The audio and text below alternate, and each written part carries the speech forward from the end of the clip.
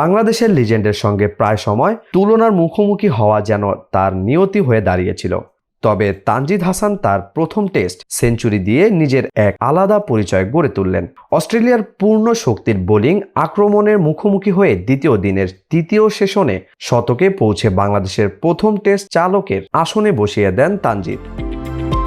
Long অফে punch করে তিনি century পূরণ করেন। তারপর আনন্দে শূন্যে মুষ্টিবদ্ধ হাত ছোড়েন এবং অধিনায়ক নাজমুল হোসেন শান্তর সঙ্গে জোরে মুষ্টিবদ্ধ হাত মিলিয়ে উদযাপন শেষ করেন।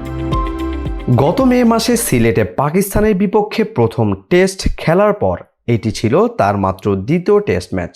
ইনিংসের দ্বিতীয় ওভারে 0 রানে থাকা অবস্থায় লায়ন ক্যাচ মিস করায় তিনি একটি নতুন জীবন পান। 40টি ওয়ানডেতে 101.35 স্ট্রাইক রেট থাকা সত্ত্বেও তানজিদ বেশ দায়িত্বশীল পথ অবলম্বন করেন এবং প্রথম দিন শেষে 67 বলে 32 রানে অপরাজিত থাকেন।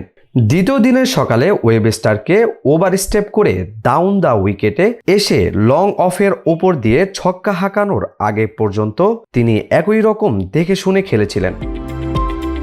62 রানে থাকার সময় লায়নের স্পিনে স্ল্যাশ কাট করতে গিয়ে প্রথম স্লিপে থাকা স্টিভ স্মিথের কবজিতে লেগে ক্যাচ মিস হলে তিনি আরও একবার ভাগ্যের সহায়তা পান। প্যাট কামিন্সকে স্ল্যাশ কাটের 4 মেরে তিনি নিজের নামের সার্থকতা প্রমাণ করে যে নামটি তার জার্সির পেছনে সগর্বে লেখা রয়েছে। 25 বছর 256 দিন বয়সে 188 বলে তার করা এই সেঞ্চুরির বাংলাদেশকে কেবল এই ঐতিহাসিক টেস্টেই ভালো অবস্থানে রাখেনি, বরং আগামী অনেক বছরের জন্য নতুন এক আশা জাগিয়েছে।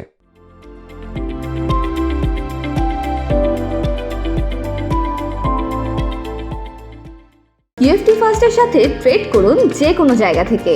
ক্যাম্পাসে ক্লাসের ফাঁকে, ঢাকার জ্যামে বসে কিংবা ঘরে বসে ট্রেডিং এখন হাতের মুঠোয়। তাই ট্রেড করুন যখন খুশি, যেখানে খুশি।